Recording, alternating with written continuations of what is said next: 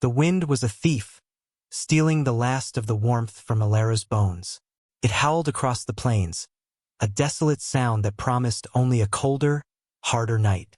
The sky, a bruised purple and slate gray, pressed down on the world, heavy with the unshed rain that would soon turn the dust to a thick, impassable mud.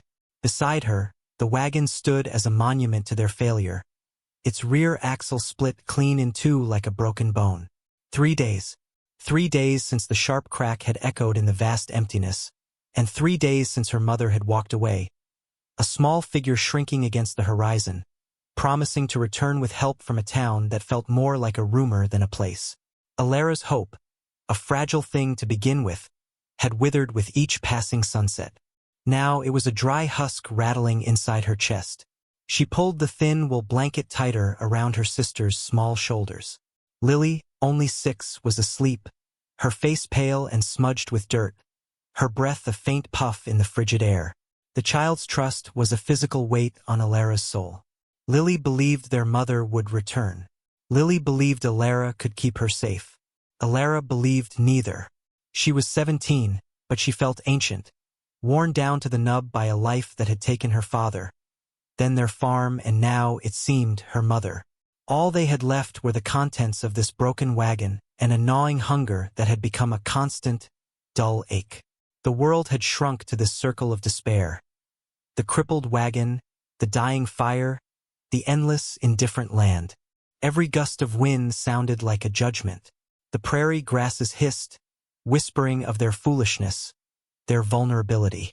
She scanned the horizon for the 1000th time, her eyes straining against the fading light. There was nothing, only the curvature of the earth and the oppressive, swollen sky. A tear, hot and sharp, escaped and traced a cold path through the grime on her cheek. It was not a tear of sadness, but of pure, crystalline fear. The fear of a predator circling, of the coming dark, of the ultimate loneliness that was about to swallow them whole. She had to be strong for Lily, but the pretense was a garment worn to threads. Inside, she was already gone, a ghost haunting the shell of a girl who had once dared to dream of a future. The first drop of rain struck her forehead, cold as a final verdict. He appeared as the dusk was surrendering to night, a figure on horseback materializing from the gloom. At first, Alara thought he was a phantom, an apparition conjured by her exhausted mind. But the steady, rhythmic plod of his horse's hooves was real, a solid sound in the rising shriek of the wind. He rode not like a man in a hurry, but with a grim, unyielding purpose, as if he were a part of the unforgiving landscape itself. As he drew closer, she could make out his form, broad-shouldered and tall in the saddle, a long coat flapping around him like dark wings. A rifle rested with familiar ease in the crook of his arm. Fear, sharp and primal, shot through her. She scrambled to her feet, placing herself between the stranger and the sleeping form of her sister, her heart hammering against her ribs. He halted his horse a dozen yards away, the animal stamping and blowing nervously as the rain began to fall in earnest. The man said nothing. He simply watched them, his face obscured by the brim of a low-slung hat and the deepening twilight. The silence stretched, thick with threat. He was assessing them, she knew, the way a wolf assesses a weakened deer. The broken wagon, the pathetic fire sputtering in the rain, the two of them, alone. An easy target. "Keep on," she said, her voice a reedy thing, barely audible above the storm. "There's nothing for you here." The man did not move. He dismounted, his movements economical and deliberate. He was larger on the ground than he had appeared on horseback, a mountain of quiet menace. He walked towards the fire, his boots making soft, squelching sounds in the wet earth. Alara flinched, expecting a demand, a threat, a flash of violence. Instead, he unstrapped a heavy canvas roll from his saddle. He walked to the wagon and, with an unnerving lack of ceremony, began to drape the tarp over the open back, creating a crude but effective shelter from the downpour. He worked without a word, his hands sure and capable. He moved with a strange grace for a man so large, securing the corners with a few deft knots. Then he turned his attention to their fire, adding several thick pieces of wood from a bundle tied to his saddle. He coaxed the dying embers back to life, and soon a proper blaze was fighting back the encroaching dark and the cold. He still had not spoken. He had not even looked directly at her. Alara stood frozen, a storm of confusion and suspicion warring within her. This was not the act of a predator. It was the act of something else, something she could not name. When he was done, he finally looked at her. In the firelight, she could see his face.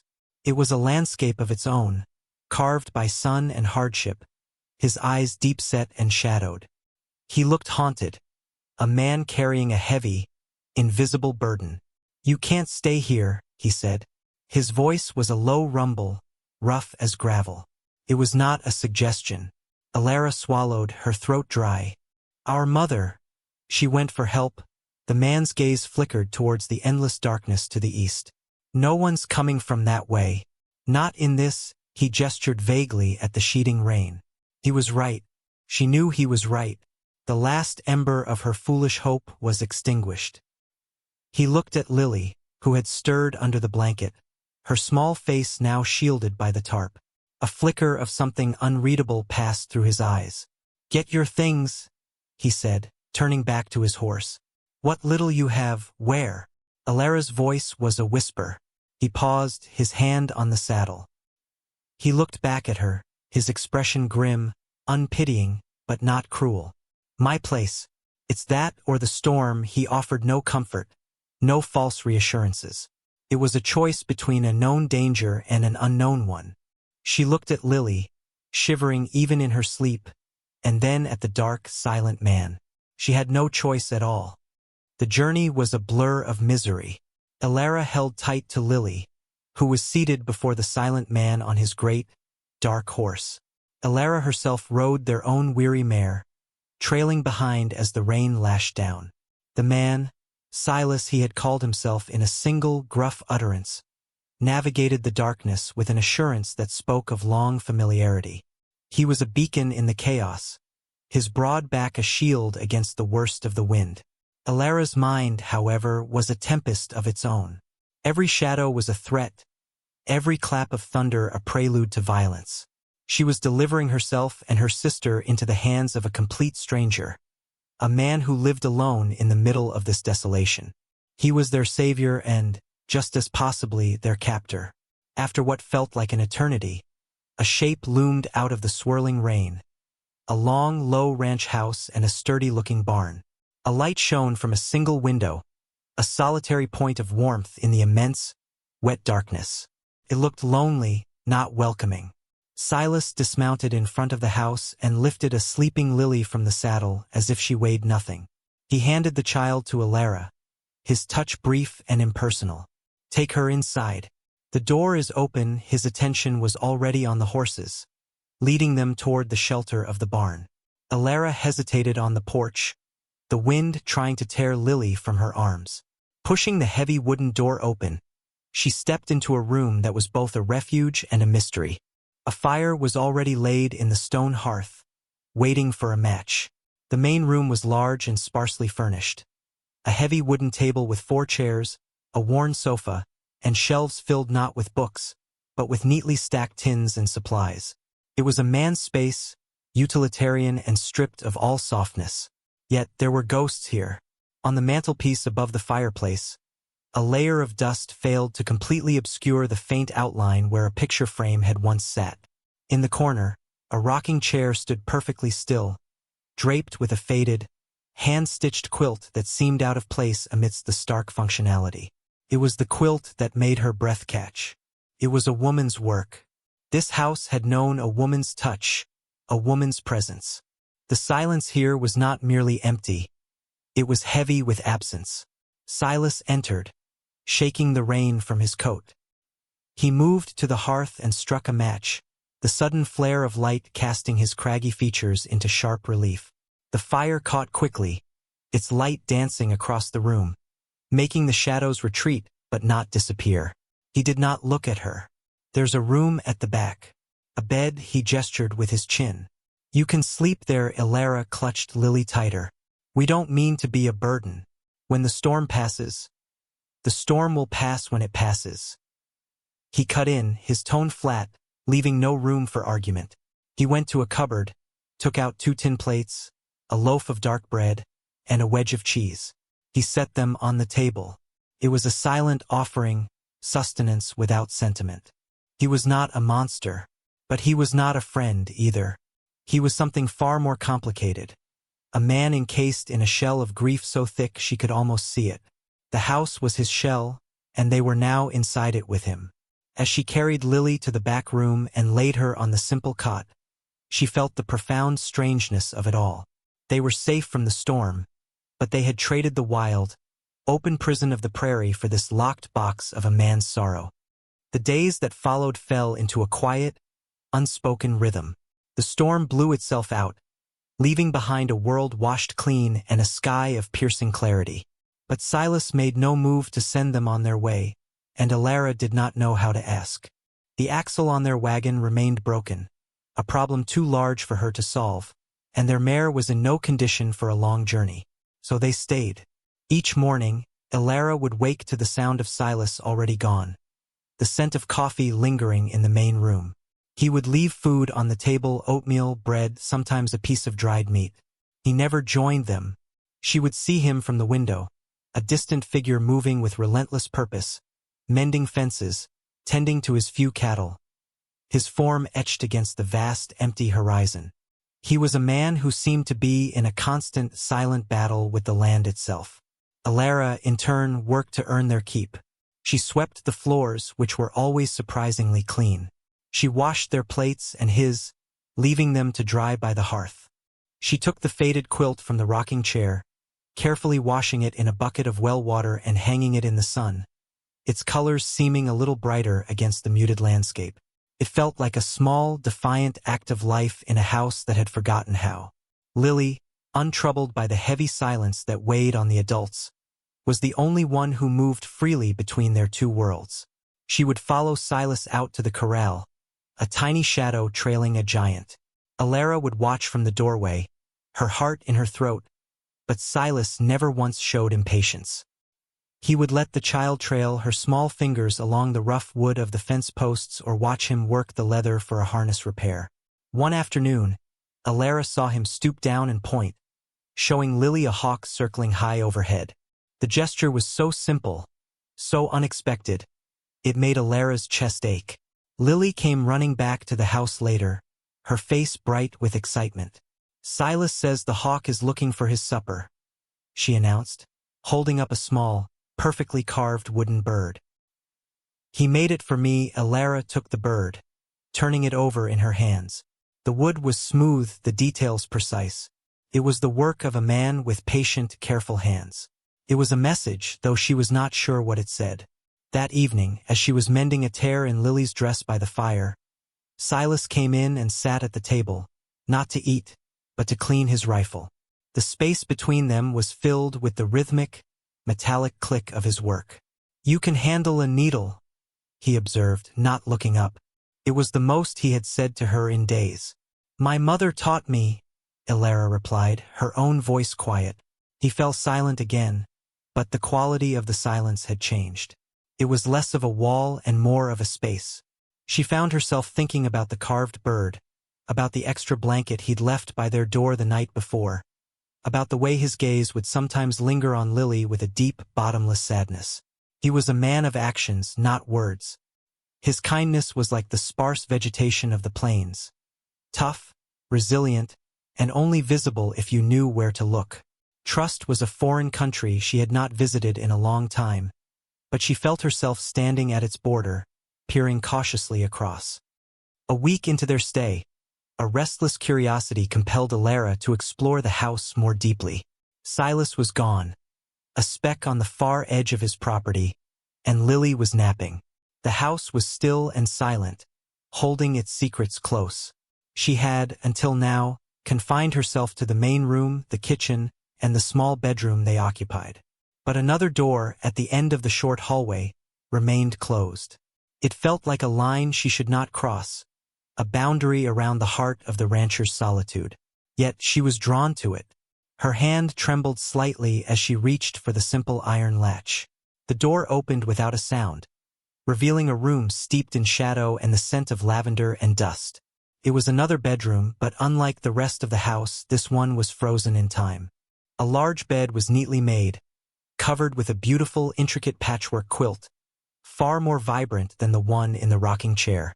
On a small table beside the bed, a silver-backed brush and comb lay as if their owner had just set them down.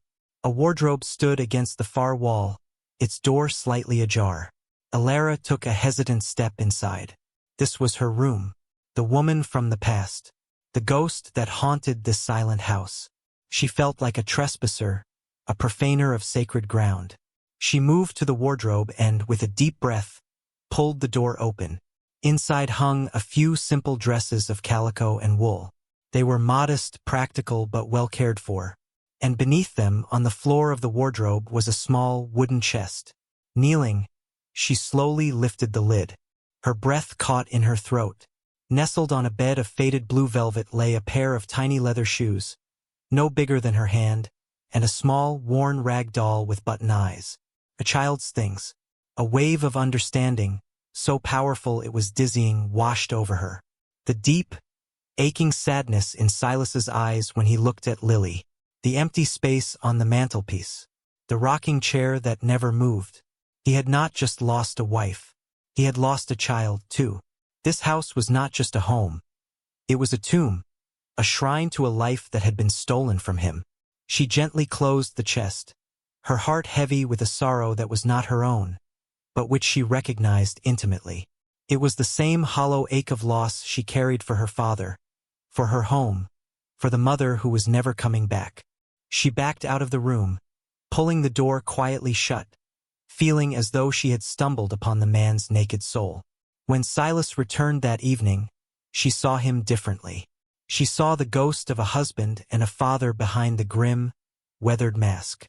As he sat at the table, oiling a piece of tack, his large hands moving with their usual focus, she did something she hadn't dared to do before. She poured him a cup of coffee from the pot she'd kept warm on the hearth and set it on the table beside him. He stopped his work and looked up, his eyes meeting hers across the dim, firelit room. He looked at the cup, then back at her. For the first time, she did not see a stranger, a potential threat, or a reluctant host. She saw a man drowning in a silence she now understood. He gave a short, almost imperceptible nod.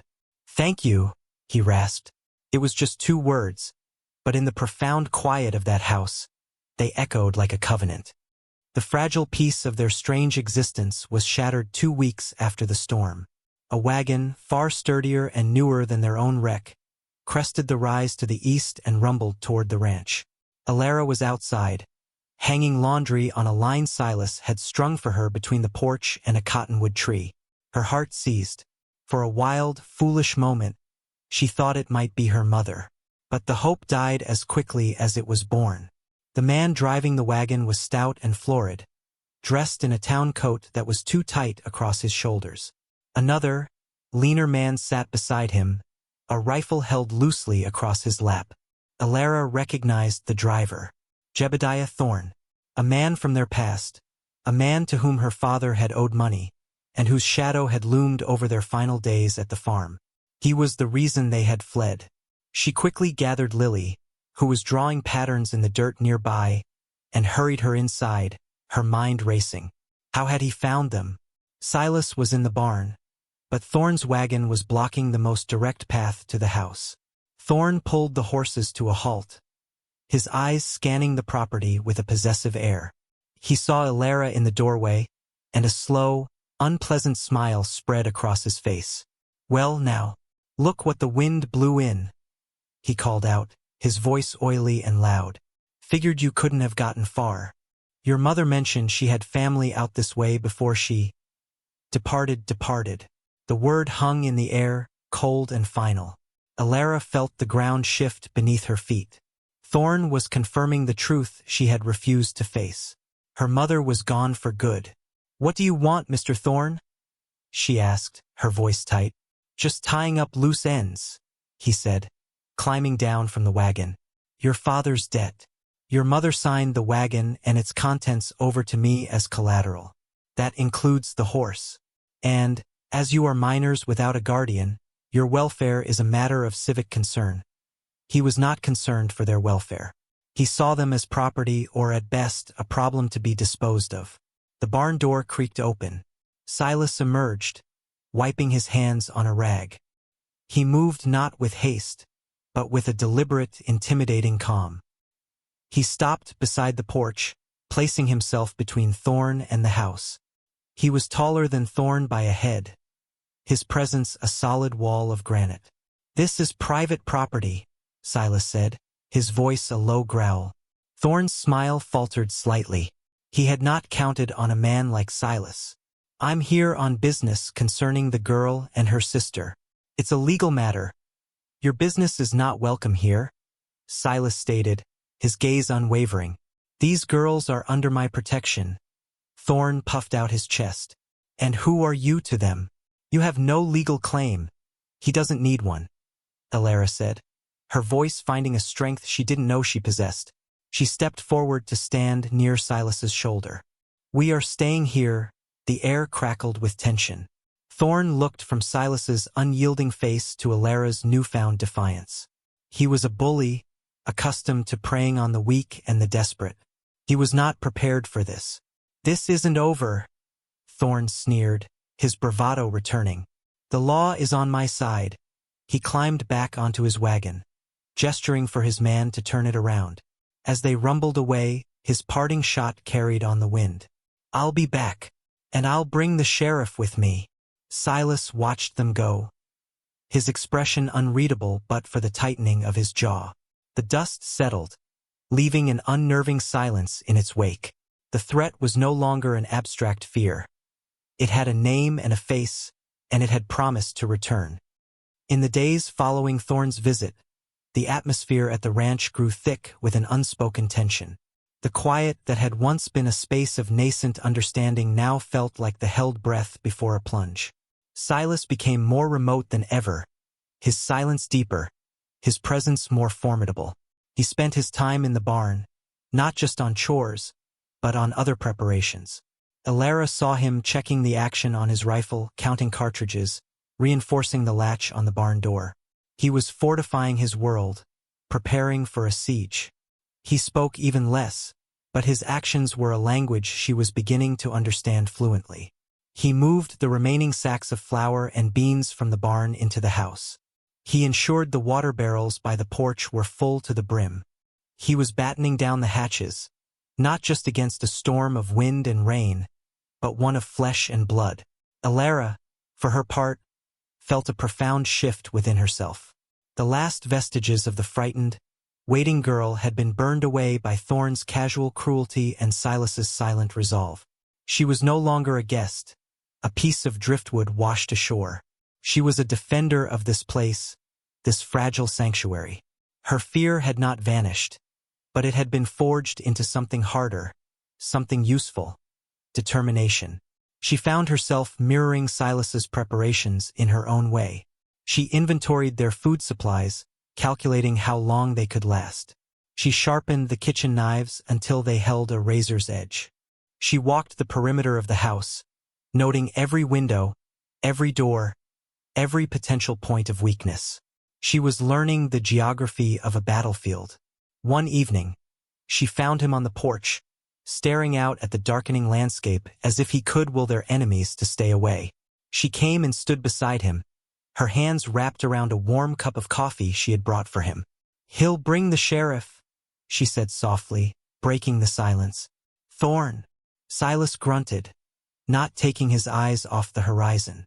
"The sheriff's a long ride from here, and he's a man who listens to the side that pays him better." The implication was clear. Thorn had money. They did not. "What will we do?" she asked, the question hanging between them.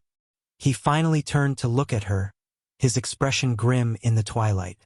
"This is my land," he said, his voice low and resonant with a fierce, absolute ownership that went deeper than any deed. "No one takes what's mine in that moment," she understood. He wasn't just protecting her and Lily. He was defending his own ghosts, the memories that inhabited this lonely stretch of prairie. He was fighting for the wife and child he had already lost, refusing to let this new, fragile semblance of life be torn away as well. He took the cup from her, his rough fingers brushing against hers. The contact was brief, but it sent a shock of solidarity through her. They were allies, bound not by affection or law, but by a shared history of loss and a common enemy. "I'm not afraid," she said, and was surprised to find that it was mostly true. He looked at her for a long moment, a flicker of something akin to respect in his deep-set eyes. He gave a single, sharp nod and turned back to his watch. The sky had been a threatening, bruised gray all day. By late afternoon, the wind began to rise, whipping dust and leaves into frantic spirals. It was the same kind of weather as the day Silas had found them, a storm brewing on the horizon and in their hearts. Alara had just brought Lily inside from a final, hurried walk when she saw it. A wagon, moving fast, appearing and disappearing in the dips of the rolling prairie.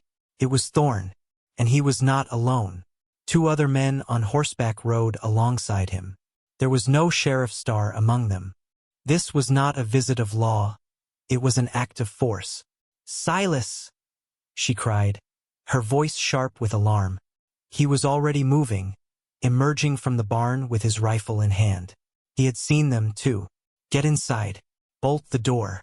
Stay away from the windows," he commanded, his voice devoid of any emotion but grim purpose. He didn't run for the house but instead took up a position behind the solid corner of the stone well, a low, defensible position that gave him a clear view of the approaching party. Alara herded a frightened Lily into the small bedroom, pulling the heavy chest of drawers in front of the door. "It's a game, Lily," she whispered, her own heart pounding. "We have to be very, very quiet." She grabbed the heaviest cast-iron skillet from the kitchen and flattened herself against the wall next to the main door, her knuckles white around the handle.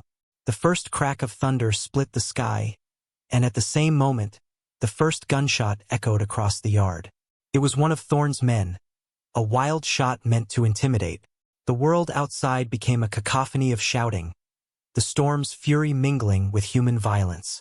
Alara could hear Silas's rifle answer, a single, deliberate shot that was met with a cry of pain. The wind howled, and the rain began to fall in thick, slanting sheets, blurring the world into a gray chaos. A man broke from the group, running low toward the house. He was aiming for the porch, for the door. Alara's breath hitched. She was the only line of defense here. She heard his heavy boots on the wooden porch steps. The door handle rattled violently, then the wood shuddered as a heavy shoulder slammed against it. The bolt held. He swore, and she heard him move toward the front window. A fist wrapped in a cloth smashed through the glass. A hand reached inside, fumbling for the lock. Without thinking, with a surge of pure, protective rage, Alara lunged forward. She swung the iron skillet with all her might, bringing it down on the arm that snaked through the broken pane. There was a sickening crunch of bone and a scream of agony that was quickly swallowed by the thunder. The arm vanished. Outside, the fight continued. Another shot from Silas's rifle, another from Thorn's men. Felt like an eternity. Then, a new sound, the splintering of wood from the back of the house. They were trying to break in through the bedroom window. Lily shrieked. Alara ran to the room, her mind racing. The chest was holding, but the window frame was cracking. She looked around desperately, her eyes landing on the oil lamp on the small table. With trembling hands, she lit the wick, turned it up high, and hurled it at the window. The glass shattered, and the oil-soaked curtains ignited in a whoosh of flame. Screams of fury and surprise erupted from outside as the fire licked up the side of the house. The assault on the window stopped. Through the roar of the fire and the storm, she heard one final, definitive shot from Silas's rifle, followed by a profound silence. The only sounds left were the crackling flames, the pouring rain, and the frantic beating of her own heart. The silence that followed the final gunshot was more terrifying than the noise had been. It was a vacuum, heavy and absolute. Alara stood frozen in the center of the room, the iron skillet still clutched in her hand, her ears ringing. The rain, which had been an accomplice to the violence, now seemed to be trying to wash it all away, drumming against the roof and hissing at the flames that licked the back wall of the house. The fire. Panic seized her. She grabbed a bucket of water from the kitchen and threw it at the base of the burning curtains, then another and another. The flames fought back, but the deluge from the sky was on her side, and slowly, choking on the acrid smoke, she managed to subdue the blaze, leaving a blackened, gaping hole in the wall. Lily was crying, a thin, terrified wail from behind the barricaded door. "It's all right, Lily. It's over," Alara called, her voice hoarse. She pushed the heavy chest away and gathered her sister into her arms, rocking her gently, murmuring reassurances she did not feel herself. Only then did she dare to look outside. The wagon was gone. One of the horses lay still in the mud. There was no sign of Thorn or his other man. But Silas was on the ground near the well, lying unervingly still. A primal fear, colder and deeper than any she had felt before, gripped her. She left Lily on the sofa, wrapped in a blanket, and ran out into the rain. "Silas!" she screamed, skidding to a halt beside him. He was lying on his side, his face pale, his shirt soaked with a dark stain that was not just rainwater. His rifle lay beside him. He was alive. His eyes fluttered open as she knelt, his gaze hazy with pain. "They're gone," he rasped, his voice barely a whisper. "Are you?" "We're safe," she said quickly, her hands hovering over the wound in his shoulder, afraid to touch it. "They're gone. You saved us." He tried to push himself up, a groan of agony escaping his lips. "The house. The fire is out. It's all right. Don't move." The roles were suddenly, completely reversed. He, the unbreachable fortress of a man, was now wounded and vulnerable. She, the frightened girl, was now the caregiver, the one who had to be strong. With strength she didn't know she possessed, she helped him to his feet, his arm draped heavily over her shoulders, his weight a staggering burden. She half-dragged, half-carried him into the house he had given them as a refuge, the house she had just fought to defend. She eased him onto the worn sofa, his head lolling back against the cushions. His face was slick with sweat and rain, his breathing shallow. She tore a strip from a clean dishcloth and pressed it against the bleeding wound, her hands surprisingly steady. He watched her through half-closed lids, his expression a mixture of pain and something else, something that looked like awe. For a long moment, they stayed like that, the only sounds the dripping rain and their own ragged breaths. The storm had passed, leaving devastation in its wake, but they had survived. They had held the line, and in the quiet, smoky aftermath, a new, unbreakable thing was being forged between them in the space where words had never been needed. The long night bled into a gray, somber dawn. Alara did not sleep. She sat in a chair pulled close to the sofa, watching Silas, changing the compresses on his shoulder, and listening to the rhythm of his breathing. The fever came just before sunrise, making him shiver and mutter names she did not know. Sarah, Anna. The ghosts of his past were visiting him in his delirium. She bathed his forehead with a cool, damp cloth, murmuring soft, soothing words, the way her mother once had for her. She was no longer afraid of the ghosts in this house. She felt a kinship with them, a duty to the man they had left behind. Lily, exhausted by the terror, slept soundly in the back room, the one with the blackened window frame. The house bore the scars of the fight. The shattered window, the scorched wall, the lingering smell of smoke and fear. But it was still standing. They were still here. By mid-morning, Silas's fever broke. He woke, his eyes clear but weary. He looked at her, then at his bandaged shoulder, then around the damaged room. "You stayed," he said, his voice rough. "Of course I stayed," she replied simply. There was nowhere else to go, but that wasn't the reason. This place, this broken man, they were hers to care for now. He tried to sit up, and she gently pushed him back down. "You need to rest. You lost a lot of blood." He sank back into the cushions, his gaze falling on her hands. They were scraped and bruised, one knuckle swollen from her encounter at the window. He reached out with his good hand and lightly touched her fingers. It was a gesture of profound, unspoken gratitude. "The man at the window," he began. "He won't be back," she said, her voice flat. He looked at her, truly looked at her, and saw not a girl, but a woman who had met violence with violence to protect her own partner. Later, when he was strong enough to drink some broth she had made, the silence between them was comfortable, companionable. The terror had stripped away all pretense, leaving only the raw, essential truth of their situation. They were two survivors, bound together by a shared fight. As the day wore on, a new, heavy quiet settled over the house. The immediate danger was gone, but the future was a vast, uncertain plain. As Alara was cleaning up, Lily emerged from the bedroom, her face tear-streaked, her small body trembling. She walked to Alara and buried her face in her skirt. "Mama never came back," she sobbed. The words muffled but clear, the final, heartbreaking acceptance of a truth she had fought for weeks. "We're all alone." Alara's heart broke. She knelt and held her sister, stroking her hair, unable to offer a lie. They were alone. The world had taken everything from them. From the sofa, Silas watched them, his expression pained. He pushed himself into a sitting position, ignoring the stab of his wound. His voice, when he spoke, was quiet but carried the weight of an unbreakable oath. "No, you're not," he said, his eyes locking with Alara's over Lily's head. He looked at the two of them, huddled together amidst the wreckage of the battle, and his next words were a foundation stone, a deed, a promise. "This is your home." Alara stared at him, the words sinking in, filling the hollow spaces inside her. It was not a declaration of love, not a passionate plea. It was something stronger, more real. It was a statement of fact. A home, not just a shelter, but a place to belong. A place to put down roots in the hard, unforgiving soil. A tear slid down her cheek, but this time, it was not one of fear or despair. It was a tear of profound, aching relief.